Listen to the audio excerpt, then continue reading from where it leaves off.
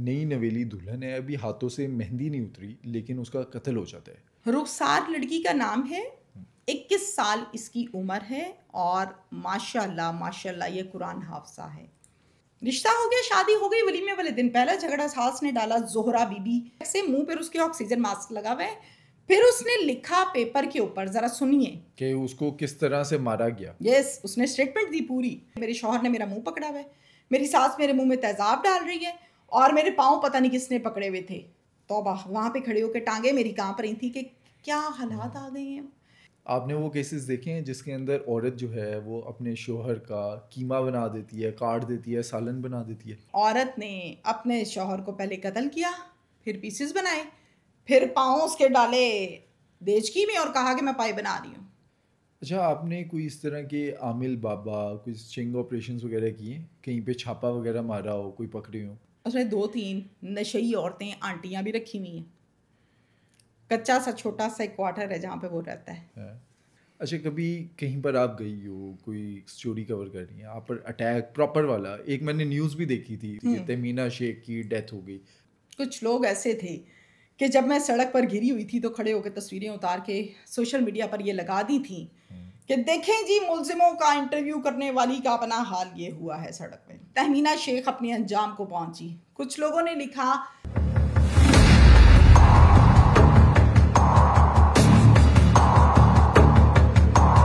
Tahmina recently Gujranwala में एक अफसोसनाक वाक़या सामने आया, आपने रिपोर्ट भी किया। नई नवेली दुल्हन है, अभी हाथों से मेहंदी नहीं उतरी लेकिन उसका कत्ल हो जाता है। अब ये जो उसके कत्ल तक के मामलात हैं ये कैसे पहुंचे? नई नवेली दुल्हन का कसूर क्या था? रुखसार लड़की का नाम है। 21 साल इसकी उम्र है और माशाल्लाह माशाल्लाह ये कुरान हाफजा है।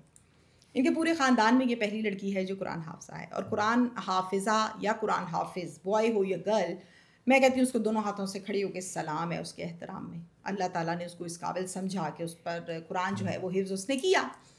जनाब 21 साल की जब हुई तो वालिदैन ने कहा कि अब शादी कर देते हैं, बड़ी हो गई। तो फिर वालिदैन ने रिश्ते ढूंढने शुरू किए। इसके जो वालिद साहब हैं वो सऊदी अरब में होते हैं मुलाजमत के मामलात में, और एक भाई भी वहाँ होता है और यहाँ पर भी एक भाई होता है और बहनें भी हैं। 2 बहनों की इकट्ठे शादी की गई रिश्ता मिलने पर। रिश्ता जो मिला वो लड़के वाले क्लास के थे जो कि गुजरांवाला का एरिया है, और ये भी क्लास के का, और इनके घर का जो डिफरेंस है वो तकरीबन 15 से 20 मिनट या 22 मिनट का बनता है। मंगनी की 8 दिन बाद डेट रखी गई और 8 दिन के अंदर अंदर जो तैयारी होनी थी वो की।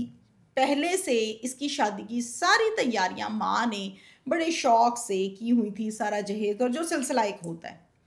शादी हुई, लेकिन सबसे बड़ी बात और सबसे दुखी बात मुझे ये लगी, चूँकि मैं वहाँ पर गई और प्रोग्राम वगैरह किया। अब गुजरांवाला के ना कुछ लोग ऐसे हैं जिनमें मोहब्बत का इज़हार इस अंदाज में किया जाता है। वो कहते हैं एक चाँद होता है शादी में, हाँ। उस चाँद की गोद में बिठाते हैं वो दुल्हन को, फिर वो चाँद यूँ यूँ घूमता है चेयर के तौर पे।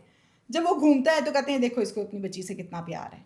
अब जब इसका फ़ोटोशूट हुआ, फ़ोटो सेशन चल रहा था, तो इसको चाँद ने बिठाया, एंट्री की है, लेकर गए हैं, ये सारा सिलसिला है। स्पॉटलाइट जैसे होता है, दुल्हन आती, बड़ी रीझों से जनाब, बड़े प्यार मोहब्बत से इस लड़की की शादी की। और रुखसती के टाइम ये वीडियो कॉल पर अपने बाबा को, जो कि सऊदी अरब में थे, छुट्टी नहीं मिली, आ नहीं सके, ऐसे ऐसे की थी, बाबा बाय बाय बाय बाय। बड़ा दुख हुआ ऐसी खुश वीडियोस थी में बहुत। देख, बहुत खुश थी, बहुत खुश थी। अब 21 साल की उसकी उम्र है और माँ बाप ने जो रिश्ता किया, ज़ाहिर है अब्बा से सारी डिस्कशन तो होती होगी ना इसकी वालिदा की। मैंने इसकी वालिदा से सवाल किया, मैंने कहा माँ जी मैनू सही सही दसो किते इंज ते नहीं कि बच्ची शादी नहीं सी करना चाहती ते तुसी करती। कहते बेटा मैंने जब रिश्ता देखा ना तो मैंने तस्वीर ली और इसको मैंने कहा रुखसार ये देख इसके साथ तेरी शादी कर दें, लड़का ठीक है। तो कहती अम्मी मुझे क्या दिखा रहे हो, बस आपने हाँ कह दी तो बस हाँ, अच्छा ही होगा ना जो आप इतनी अच्छी लड़की। रिश्ता हो गया, शादी हो गई, वलीमे वाले दिन पहला झगड़ा सास ने डाला। जोहरा बीबी सास का नाम है। क्या है जी, मुझे तुम लोगों ने शादी में जो बाकायदा तौर पर एक इज्जत दी जाती है वो नहीं दी। रुखसती के टाइम भी तुम्हारी माँ ने मुझे इज्जत नहीं दी, मुझे कपड़े प्रोटोकॉल शपड़े नहीं नहीं दिया, दिए, चीज़ें नहीं बस दी। यही कुछ, खाना नहीं दिया तो ऐसे नहीं, वो छोटी छोटी बातें जो रूटीन की होती। अब इसके बाद अगली लड़ाई क्या है, जो कपड़े तुम लोगों ने दिए थे वो तो बड़े लोकल से कपड़े थे, बड़े सस्ते थे, बड़े कपड़ों के कलर नहीं अच्छे थे, ये था वो था। अब ये छोटी छोटी बातें शादी के तीसरे दिन जब शुरू होती हैं ना, तो फिर मामलात गलत तरफ जाते हैं। हाँ, झगड़े होते हैं, 1 साल 6 महीने बाद बातें शुरू होती हैं, लेकिन यहाँ पे शादी के तीसरे दिन बात शुरू हो गई। अच्छा, शोहर की तरफ से भी मामला चल रहे थे, शोहर भी तंग कर रहा था? जो माँ कहती थी शौहर वही कहता था, चूंकि उसका बेटा वो बहुत पुराना था, इसका शौहर बने तो अभी 2 दिन हुए थे। ज़ाहिर अंडरस्टैंडिंग भी नहीं थी, ये कोई अंडरस्टैंडिंग की शादी तो थी नहीं। अब ये बातें वो फ़ोन करके अपनी माँ को जब बताती थी, तो माँ इतनी नेक, भाई इतने शरीफ के वो आगे से कहते थे, बेटा कोई बात नहीं, मैनेज करो, अभी 2 दिन तो शादी को हुए हैं, अच्छा नहीं लगता किस तरह की बातें करें। बच्चियों की जब शादी करते हैं उनको अपने घर में एडजस्ट होते 1-2 साल लग जाते हैं, तो आप भी मैनेज करो। ये मैनेज कर रही थी। शादी के 14वें दिन भाई अदनान को रुखसार का शौहर कॉल करके कहता है, तुम्हारी बहन की तबीयत बड़ी ख़राब है, मैं अस्पताल ले जा रहा हूँ, पहुँचो। हुआ क्या? उसने पूछा, हुआ क्या भाई, ये क्या मामला हो गया कि आप इस तरह की बातें कर रहे हैं, और ये सारा सिलसिला जो है। आगे से अदनान ने ये जब सवाल किया, उसने कहा हूँ तू सारिया गल्लां मेरे को फोन ते पुछनियां ने, आना है ते आ जा, नहीं आना ते आ पयू तेरी भैन। ये लैंग्वेज थी उनकी।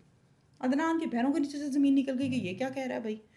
अदनान भागा हॉस्पिटल, माँ भागी हॉस्पिटल, एक टूटे से स्ट्रेचर के ऊपर सड़क पर बहन को लिटाया हुआ है, मुंह से खून बह रहा है, सब्ज रंग की झाग बह रही। वो के बक्के कि ये रुखसार तो बड़ी, वैसे भी अल्लाह ताला ने रुखसार को बड़ा हुस्न दिया हुआ था, बहुत प्यारी लड़की थी, वैसे ही कुरान पाक उसके सीने में था तो नूर वैसे ही बहुत था, बाप पर्दा लड़की थी। अच्छा, रुखसार को जब इस तरह देखा भाई ने, तो वो बाकायदा तौर पे वहीं पे चीखने लग गया कि इधर क्यों खड़े हो, अस्पताल के अंदर लेके जाओ।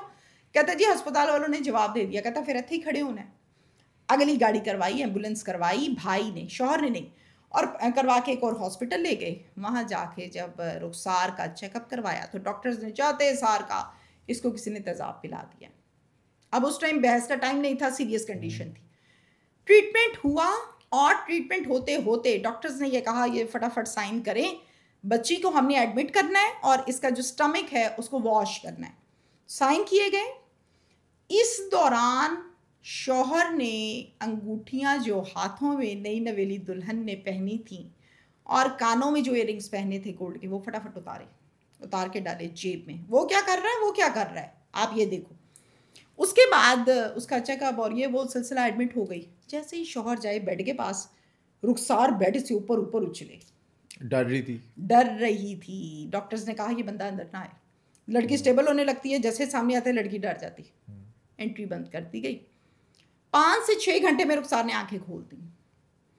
अब जब उसने आंखें खोली तो माँ ने पूछा, बेटा क्या हुआ है, मुझे बता, हुआ क्या है? कल तक तो तुम अच्छी खासी फोन पर बातें कर रही थी और ये प्लान कर रही थी कि मैंने अम्मी के घर 2-3 दिन रहने जाना है, मैं उदास हो गई हूँ, तो हुआ क्या?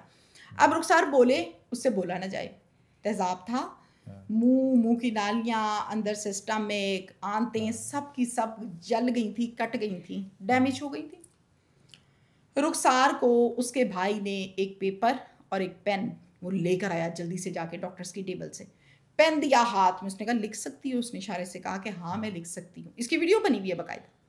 भाई ने उठा के बिठाया, सहारा दिया बैग से, मुंह पर उसके ऑक्सीजन मास्क लगा हुआ है। फिर उसने लिखा पेपर के ऊपर, जरा सुनिए कि उसको किस तरह से मारा गया। यस, उसने स्टेटमेंट दी पूरी। रुखसार कहती है कि मेरी सास 2 लड्डू लाई है नाश्ते के टाइम, सुबह 8 बजे। मेरा शौहर सो रहा था उस टाइम। और ये शादी के कितने दिन की बात है? 14वें दिन की। लड्डू ला के गया, पुत्र तेरी मेरी कोई लड़ाई नहीं है, मुंह मिठा कर, तू मेरी नौं है, तू मेरी बहू है। और बड़े प्यार से मुझे गले लगाया और लड्डू उठा के मेरे मुंह में डाल दिया। मैंने प्यार से खा लिया, चलो शुक्र है घर का माहौल अच्छा होने जा रहा है। लड्डू में क्या था? लड्डू में इसने कोई नशावर चीज़ मिलाई हुई थी, जिसे 10 मिनट के अंदर अंदर या शायद इससे भी कम बेहोश हो गई मैं।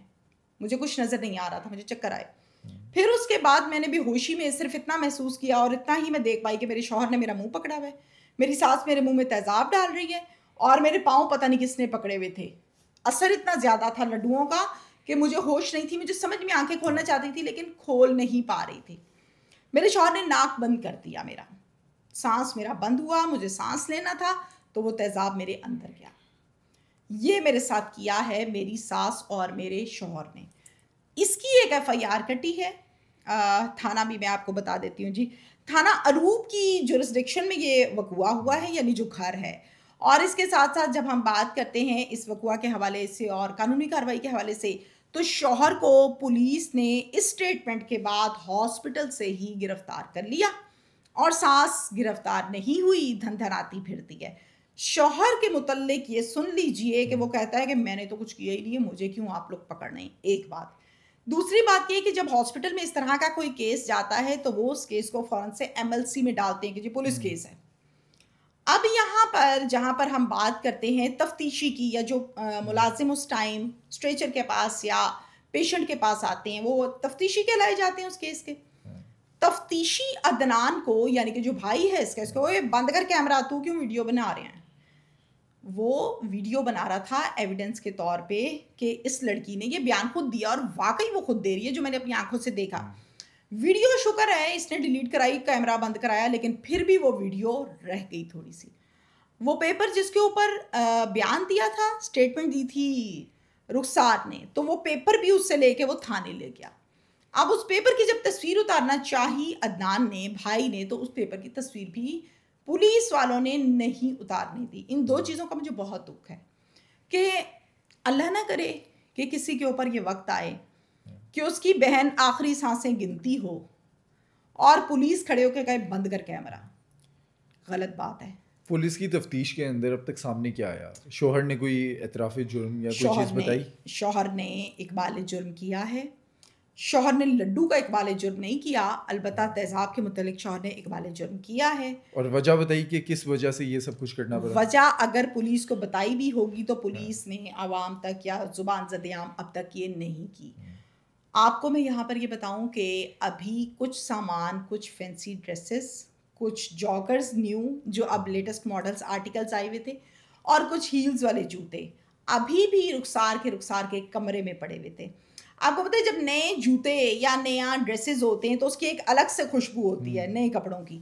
वो कपड़ों की खुशबू रुखसार के कमरे में जब महक रही थी और मैं वहाँ खड़ी थी, माँ मुझे दिखा रही थी, आप यकीन करते हैं उसकी माँ फैंसी ड्रेसेस को उठा के अपने मुंह पे यूं यूं मार रही थी कि ऐते हाले जाने सी।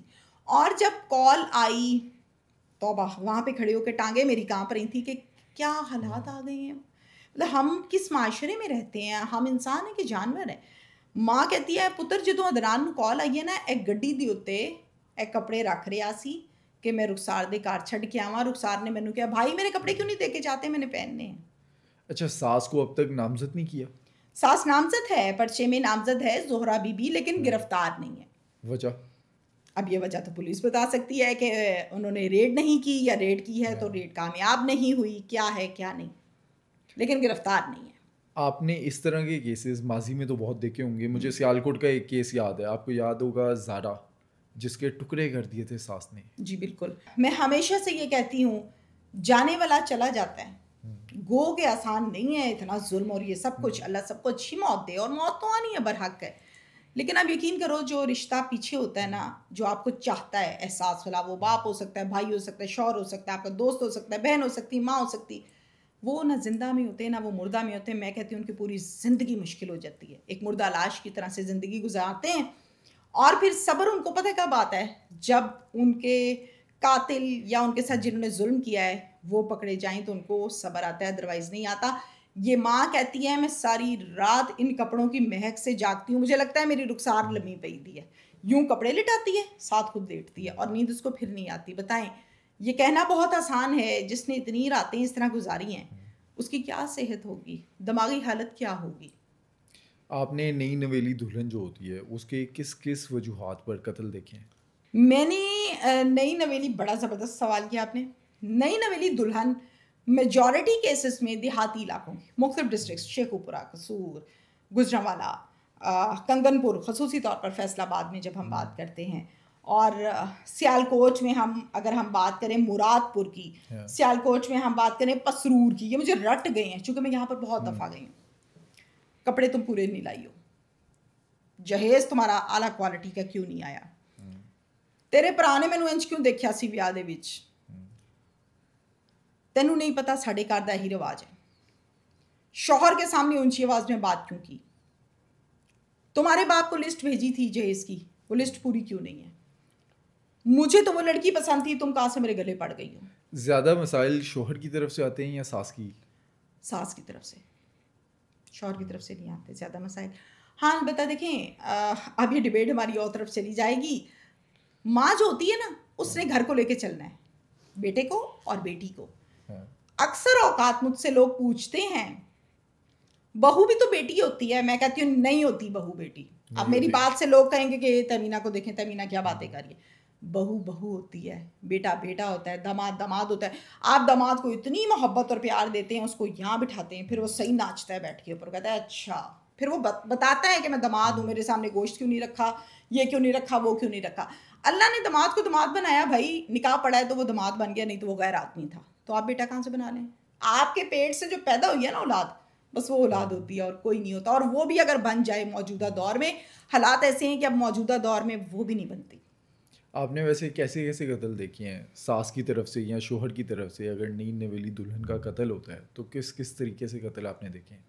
मैंने देखा है सास कत्ल करती है, मैंने देखा है शौहर कत्ल करता है, मैंने देखा है कि अगर एक शौहर ने 2 शादियां कर ली हैं, फिर पहली की शामत आती है कुल्हाड़ियों के साथ, छुरियों के साथ। मैंने ऐसा भी देखा है कि अगर एक कत्ल किसी ने किया और उसको माफ़ कर दिया खुदा तरसी में, खौफ खा के, हालात से तंग आके, तो फिर दूसरा कत्ल वो औरत, उस औरत का होता है जो कि माफ़ करती है कत्ल में। तो मैं सबसे पहले तो आपके इस पॉडकास्ट में मैसेज ये दूंगी कि कभी भी माफ़ करना है खुदा के लिए आप करें, लेकिन दोबारा फिर उसके पास ना रहें, नहीं तो अगली बारी आपकी आ जाती है। और मैं यकीन करें, जब मैं प्रोग्राम्स करने जाती हूँ ना, तो मैं बोल के आती हूँ मुद्दइयों को, अगर माफ़ी करनी है ना तो कर देना, लेकिन पास ना बैठना, एतबार ना करना। और ऐसे बहुत से केसेस ऑलरेडी मैंने देखे, इसलिए मैं ये मैसेज देती हूँ। आपके सामने है, लाहौर की हम बात करें, वो कहते हैं ना नेकी कर दरिया में डाल। आपके सामने समर है, जो बिजनेसमैन है, बिल्कुल, क्या हाल समर हुआ, इकबाल। क्या हाल हुआ, माफ़ी दी थी ना, तो माफ़ी का हाल ये होता है। अच्छा, रिसेंटली मैंने एक पॉडकास्ट किया एसएसपी लाहौर मोहम्मद नवीद साहब से। मैंने उनसे एक सवाल पूछा, ज़्यादा शातिर क्रिमिनल कौन होता है, मर्द या औरत? तो उन्होंने तो उस टाइम पे मुझे कहा कि मर्द होता है। जो जितनी इन्वेस्टिगेशन उन्होंने की, आपने पूरे पंजाब में केसेस रिपोर्ट किए, आपको कौन मिला मर्द शातिर? शातिर मर्द जो होता है ना, अब ये चालाक होता है, हाँ, हिसाब मजबूत अल्लाह ने बनाए हैं मर्द के, औरत के भी बनाए हैं, लेकिन मर्द के ज़्यादा होते हैं। लेकिन मुझे ऐसा लगता है, जब मेरा एक्सपीरियंस है बीइंग अ फीमेल, औरत फसाद की जड़ है। प्लानिंग अच्छी कौन करती है इस तरह के कामों की, ऐसे जराइम की? औरत। कैसे कैसे, कोई एग्जांपल्स, कोई वेयर्ड किस्म का घर का झगड़ा जो interesting? होता है, एग्जाम्पल के तौर पे एक जनरल ओपिनियन है, घर में झगड़ा हो गया, घर में 7 फैमिली मेंबर्स हैं, झगड़ा हो गया, उस झगड़े को कवर भी औरत ने करना है और हवा भी औरत ने देनी है। औरत जब हवा देने भी आती है, मैं कहती हूँ बंदा मरवा देती है, शौहर को मरवाती है आशिक से, आशिक के हाथों मरवाती है शौहर, बच्चे पैदा किए होते हैं 5-5, उस बंदे को मरवा देती है।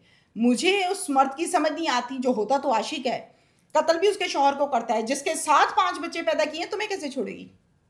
कहते ना, बच्चे जब सामने आते हैं ना, तो औलाद के आगे बड़ा सा बड़ा कंप्रोमाइज औरत कर जाती है। लेकिन जहां पर औलाद को भी वो नहीं देखती, तो तुम्हें कहां से देखेगी? तुम किस खेत की मूली हो? जुमा जुमा 4 दिन लव यू मिस यू, खत्म। आपने वो केसेस देखे हैं जिसके अंदर औरत जो है वो अपने शोहर का कीमा बना देती है, काट देती है, सालन बना देती है? सोशल मीडिया पे देखे हैं। मैं अगर आपसे ये कहूँ कि मैंने एक ऐसा प्रोग्राम किया जिसमें औरत ने अपने शौहर को पहले कत्ल किया, फिर पीसेस बनाए, फिर पाँव उसके डाले देचकी में और कहा कि मैं पाई बना रही हूँ, और बैठी है पास चूल्हे के, पुलिस ने पकड़ा। ये कराची का केस है, ये हम गए थे बाकायदा इस पर रिकॉर्डिंग करने। अगर मैं आपसे ये कहूँ कि एक औरत ने अपने शौहर को किसी गैर औरत के साथ किसी अनजान जगह पे, नाम क्या लेना, देख लिया किसी कमरे में, उसने उस टाइम तो उसको शो नहीं किया कि मैंने तुम्हें देख लिया, बिल्कुल खामोशी से आ गई वापस, बड़ी चालाक औरत थी। वापस आके वो अपने शौहर के साथ नॉर्मल है, वो कह रही है कि मुझे, उसको नहीं शो नहीं कराया कि मैं तुम्हें देख चुकी हूँ। रात सोया, पकड़ के प्राइवेट पार्ट काट दिया। आगे बताएं। अच्छा, ये रिसेंटली एक न्यूज़ भी मैंने देखी है, एफआईआर बाकायदा देखी है कि उसका प्राइवेट पार्ट जो है लड़की ने काट दिया क्योंकि लड़के की मंगनी किसी और जगह हो गई थी। ये बात आप कर रहे हैं लाहौर जोहर टाउन की। मैं इसकी एग्जांपल आपको एक और दे देती हूँ, चुनिया की, पिछले दिनों की बात है, 10 से 12 दिन पुरानी। और लड़की थी भाई, वो भी लड़की थी, 30 साल की लड़की थी, और जो आशिक था वो था कोई 50+। और अच्छा खासा तगड़ा लैंडलॉर्ड, खुले पैसे शुगर डैडी। खिलाता था। शुगर डैडी भी वर्ड ठीक है, आजकल शुगर डैडी कहते हैं इसे। उसने क्या किया, सुथरे पैसे खाए। अब वो कहता था कि पक्की पक्की मेरे पास आ जाए, क्योंकि यंग थी। लड़की कहती थी मैंने खूब पैसे खा लिए, बस ठीक है ख़त्म करो। वो क्या करती है, शुगर डैडी कह लेते हैं, चले शुगर डैडी बुलाता है उसको, वो जाती है मिलने। अंदर से वो बड़ी तंग आई हुई है कि यार क्या, बस ठीक है ओके, पीछे ही भर गया। हाँ, दिल भर गया, या पैसे जितने लेने थे ले लिए, या जो भी हम रीज़न इसकी यहाँ पर मेंशन कर दें। शुगर डैडी को मिलने के लिए गई और जाके जब वो अपने जो मामलात उनके होते थे, मुलाकात होती थी डेरे पे, जब वो कुंडी शुंडी लगा के बैठे हैं आराम से, जो उनकी रूटीन थी माजी में, उसने पकड़ के उसका प्राइवेट पार्ट काट दिया। अब शुगर डैडी को खबर भी नहीं है कि आज मेरे साथ होना क्या है। अब एक बंदे का ये आलम हो, ज़ाहिर है ब्लीडिंग और तकलीफ और क्या उसको कुंडी लगाई भी उठने नहीं दे रही वहाँ से, कहती मरेगा तो इधर ही मरेगा। फिर उसके बाद पूरी बॉडी पे उसके कट्स लगाए, बुरा हाल कर दिया और उसको वहाँ पर छोड़ दिया। ब्लीडिंग हो के इंसान के अंदर है क्या, ब्लीडिंग अगर आपकी बहुत ज़्यादा 10 से 12 मिनट, डॉक्टर से कहते हो खाता उठ ही नहीं सकता। बिल्कुल। अब वो बेचारा तड़फ तड़फ के उल्टा पड़ा हुआ है, ये चले गई वहाँ से। और फिर 2 से 3 दिन के बाद उस शुगर डैडी की जो फैमिली थी वो लाहौर में रहती थी, और ये बात मैं आपसे कर रही हूँ चूनिया के एक गांव की। जब उधर गए बेटे, 2 दिन बाप से रब्ता नहीं हो रहा, पीछे जाते हैं कोई फ़ोन नहीं उठा रहा, मुलाजिम का कोई पता नहीं। पीछे जाके देखा कि बाप तो बेचारा अकड़ा पड़ा है, 2 दिन पुरानी उसकी डेथ हो चुकी है और इस तरह हुई है। तो फिर किस्सा खुला के मामला था क्या, उससे पहले पता ही नहीं था किसी को कि इसकी गर्लफ्रेंड कौन है कौन नहीं, कौन पैसा खा रहा है, क्या मामला हैं। तो अब तो आप देखें कि औरतें क्या कुछ करती फिर रही हैं। अल्लाह ऐसी औरतों से महफूज फरमाए। अच्छा, आपने कोई इस तरह के आमिल बाबा, कोई स्टिंग ऑपरेशंस वगैरह किए, कहीं पे छापा वगैरह मारा हो, कोई पकड़े हो, ये जो जादू टोने वगैरह करते हैं इस तरह के? 2 से 3 स्टिंग ऑपरेशंस इस पर किए, और मेजॉरिटी केसेस में अभी भी मैं आपको ढके छुपे लफ्ज़ों में बता दूं, शादरा के इलाके में एक बाबा बैठा है, मैंने होमवर्क किया हुआ है पूरा। अब मैं मजीद डिटेल नहीं इसकी बताऊंगी, कहीं मेरा केस खराब ना जाए, भाग ना जाए। वो क्या करता है, उसने 2-3 नशई औरतें आंटियां भी रखी हुई हैं। कच्चा सा छोटा सा एक क्वार्टर है जहाँ पे वो रहता है। औरतें चारपाई पे टांगे रख के बैठी हैं और बाबा बीच में बैठा है। फजूल हरकतें हो रही हैं, नशे भी हो रहे हैं, और जिसका बच्चा नहीं ना होता उसका इलाज बाबे के पास ही होता है। बाबा उसको नज़र मारता है, बाबा उसको दुआ देता है, बचा हो जाता है उसका। ऐसी क्या नज़र है, ऐसी अब क्या बस ये बातें और हैं, मैं अब क्या इसमें मैंने काम करना है, तो ये सारा सिलसिला है। बाबे बहुत गंदगी फैलाई हुई है। देखिए, जो नेक अल्लाह का बंदा होता है ना, वो इस काम को अपना बिजनेस नहीं बनाता। वो कहता है कि ठीक है, अल्लाह ताला से दुआ करो, कुरान पढ़ो, नमाज पढ़ो। ये पता नहीं कौन से बाबे हैं जो कहते हैं हमारे पास आओ बच्चा हो जाता है, और फिर हो भी जाता है। मैं उन आदमियों पे हैरान हूँ जो लेके जाते हैं अपनी बीवियों को, और वो यकीन कर लेते हैं कि दुआ से बचाओ। पता नहीं क्या कुछ इस माशरे में हो रहा है, अल्लाह ही हिदायत दे। अच्छा, कभी कहीं पर आप गई हो, कोई स्टोरी कवर कर रही है आप पर, अटैक प्रॉपर वाला? एक मैंने न्यूज़ भी देखी थी कि तहमीना शेख की डेथ हो गई कार एक्सीडेंट में। डेथ हुई होती तो तहमीना यहाँ ना होती। मैं वही कह रहा हूँ, थंबनेल मैंने देखा, वीडियो मैंने कहा मैं आपसे पूछूंगा, आप तो मिलती रहती हैं मुझे। ये डेथ किस तरह से मरने के बाद आप जिंदा हुई, सामने बैठी हुई हैं? आपको मैं बताऊं कि मैं एक प्रोग्राम करने गई थी भिक्की पुलिस स्टेशन, तब मैं उर्दू पॉइंट पर थी, और उर्दू पॉइंट जो है वो मेरी फैमिली है। मैं ये कहती हूँ कि वो चैनल नहीं है, मेरी फैमिली है, क्योंकि मुझे शनाख्त देने वाले, मुझे सिखाने वाले हैं। उर्दू पॉइंट का प्रोग्राम करने गई भिक्की, प्रोग्राम करके निकली बाहर, और आगे से एक चिंची वाला आ रहा था। 1 साइडेड रोड थी, मतलब आना और जाना दोनों उसी पर थे। क्या कहते हैं उसको, वन वे थी। यस, 1 वे रोड थी। चिंची वाले ने आकर ठा गाड़ी मारी बीच में, चिंची मारा अपना मेरी गाड़ी में, गाड़ी यूं उलट गई। आप ड्राइव कर रही थी? नहीं, मैं नहीं ड्राइव कर रही थी, टीम के साथ थी। गाड़ी उल्टी, जीटी रोड थी, वो एक दफ़ा नहीं 2-3 दफ़ा उलट गई। अब जो गाड़ी में हुआ वो तो हुआ, जो एक्सीडेंट हुआ तो हुआ। अब मैं अंदर जिंदा हूँ, होश मेरे पूरे हैं, टीम के पूरे हैं। 2 लोग थे गाड़ी के अंदर और मेरे अलावा। अब वो ज़ाहिर हवास बाख्ता हो गए। मुझे डर ये पड़ा हुआ कि जीटी रोड है, पीछे से कोई ट्रक ऊपर चढ़ना है। अब गाड़ी के जो रही सही बचत हो गई है, ये भी खत्म हो जानी। और ये 4-5 साल पहले की बात है, 4 साल पुरानी। मैं यूं गाड़ी से कर रही हूँ, सारी दुनिया खड़ी हुई है चारों तरफ, रोड से थोड़ा सा हटके। पास कोई नहीं आ रहा बचाने, निकाल कोई नहीं रहा। दरवाज़ा टेढ़ा हो चुका था, जाहिर है दरवाज़ा मुझसे खुल नहीं रहा था। शीशा जो है वो सही था, टूटा नहीं था, टूटा होता तो मैं निकल आती। एक बाबा जी बुजुर्ग बड़े दलेरी कहेंगे इसे, बड़ी उम्र के थे, आए, उन्होंने शीशा तोड़ा और शीशे से मुझे खींच के बाहर निकाला। फिर बाकी 2 लोग जो थे उनको बाहर निकाला और अल्हम्दुलिल्लाह मैं आपके सामने हूँ। लोग आए इंटरव्यूज़ करने और लोगों ने अपने यूट्यूब की इस वीडियो को बेचने की खातिर मेरे चेहरे पर आस-पास कफ़न के साथ एडिट करके बाकायदा तौर पे फूल चढ़ा दिए थे कि तमीना की डेथ हो गई है। क्या ये थंबनेल होगा तो फिर ठीक है, बल्ले-बल्ले हो जाएगी, वीडियो बिकेगी। तो आपको कोई फ़ोन वगैरह नहीं आए कि क्या हुआ, या आपकी मेरे फैमिली से रब्ता नहीं किया कि तमीना की डेथ होगी? उस टाइम पर मेरी फैमिली थी सारी की सारी इस्लामाबाद और मैं अकेली यहाँ पर थी। अच्छा। इवन देन मेरी अपने वालिद साहब से बहुत अच्छी हाँ। दोस्ती है, आज तक है, इंशाल्लाह हमेशा रहेगी। और जब मेरा एक्सीडेंट हुआ ना, मैंने उनको बताया नहीं, मैंने कहा परेशान हो परेशान हो जाएंगे बिल्कुल। बिल्कुल नहीं बताया। हाँ। दोस्ती भी बहुत ज़्यादा है और वैसे वो बहुत ज़्यादा सेंसिटिव भी हैं। लोगों ने फ़ोन कर कर के टीवी से, यूट्यूब से, ऐसी कोई ट्रेंडिंग में ये खबर चल रही थी कि उनको तमीना शेख की खौफ आने डेथ हो लगा कि चुकी है। हैं तमीना फौत हो गई। मुझे तो तमीना ने, अब वो फ़ोन करे, मेरा नंबर ना कोई रिसीव करे, ज़ाहिर है मैं हॉस्पिटल में थी, 4-5 घंटे तो मुझे लगे वहाँ पे, कोई होश नहीं थी। उस टाइम शेखुपुरा पुलिस ने बहुत कोऑपरेट किया था। कुछ लोग ऐसे थे कि जब मैं सड़क पर गिरी हुई थी तो खड़े होकर तस्वीरें उतार के सोशल मीडिया पर ये लगा दी थी कि देखें जी, मुलजिमों का इंटरव्यू करने वाली का अपना हाल ये हुआ है सड़क पे। कुछ लोग ऐसे थे, उन्होंने कहा कि तहमीना शेख फ़िरौन बन गई, गरीब रिक्शे वाले से बदला लिया।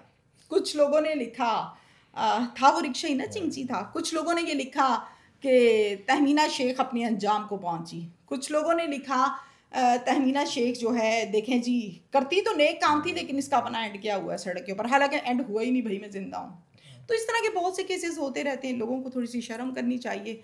राब्ता करते थे, हर एक को साथ साथ क्लैरिफिकेशन देती रही और यही कर सकती थी, और क्या करती।